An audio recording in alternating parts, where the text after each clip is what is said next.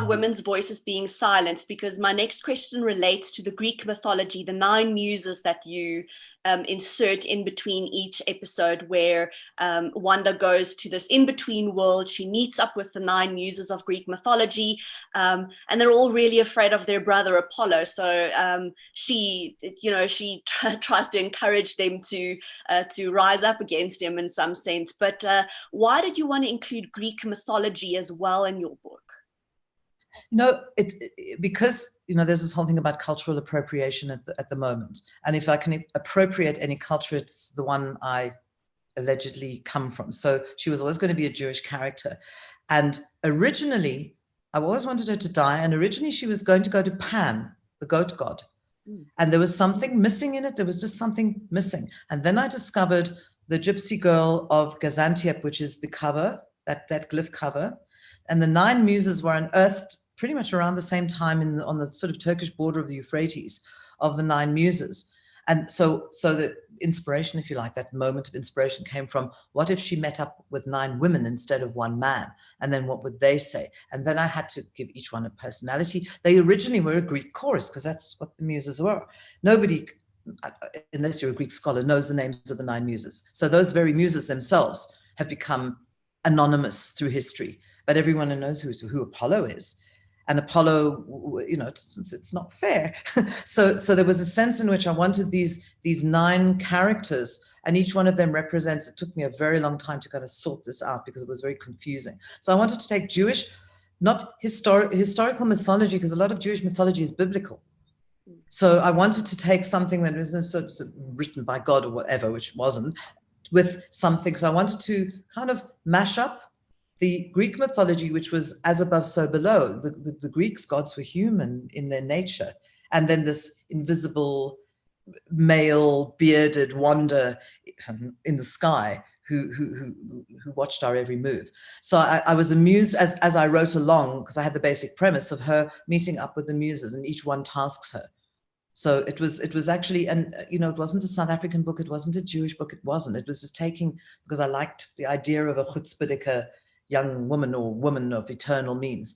And then the muses, and then it started to attract me. I know their names, I know their natures. It was very interesting to explore different aspects of creativity, but it was only for the men.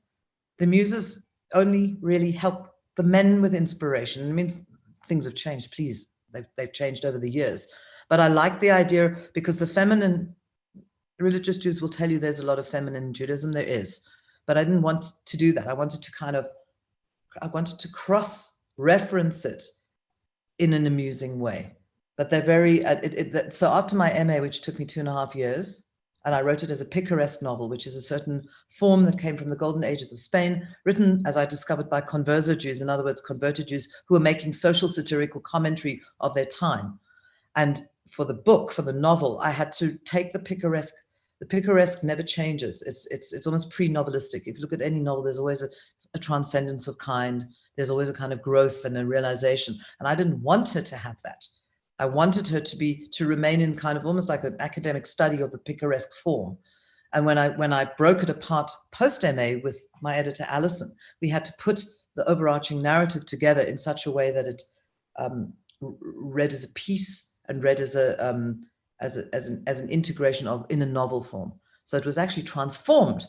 I transformed from the same thing all the time, not the same thing, but the same repeat of this reincarnation to a transcendence. And in the end, you don't really know what has really happened. You can decide.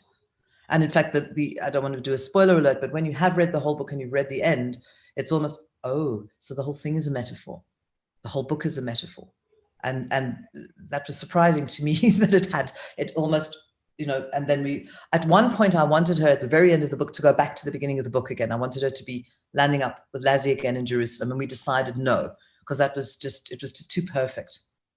I also wanted her to go back to the muses and live happily ever after. We decided that was also not a good idea. She has to find her own personal agency, which she does after all of this experience.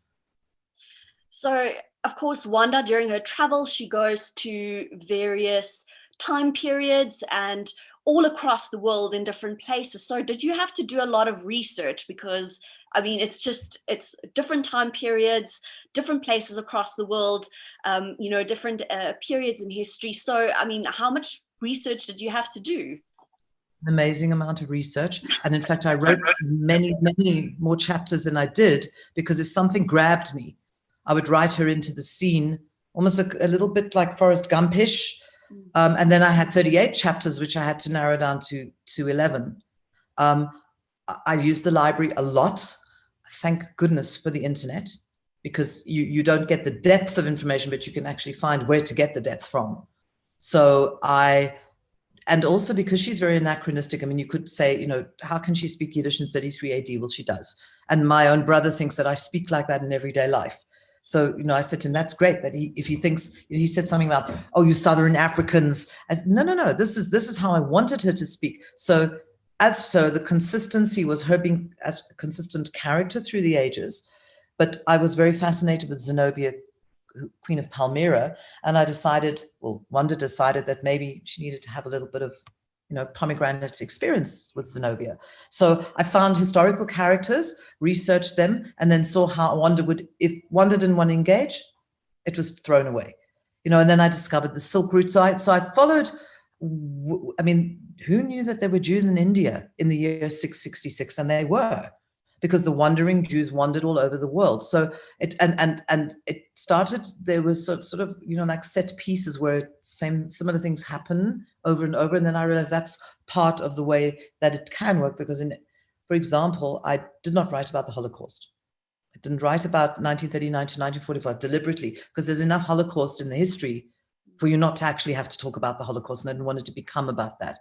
I also cut out the South African chapter, because Wanda met Nelson Mandela based on a true story that he had come to Temple Emmanuel in 1999, and he'd done a whole talk to the Jewish people and said, help with the country. And my editor said, if you can cut this out of, my editor said, if you put words in Nelson Mandela's mouth, you're screwed, because that's all anyone's going to concentrate on. But there was a beautiful story of how Nelson sang in jail. They used to have talent competitions, and he would sing, and he told Wanda about the song that he sang, about the Rose of Tralee, which is some Irish ditty, but it was symbolically about his people and the freedom.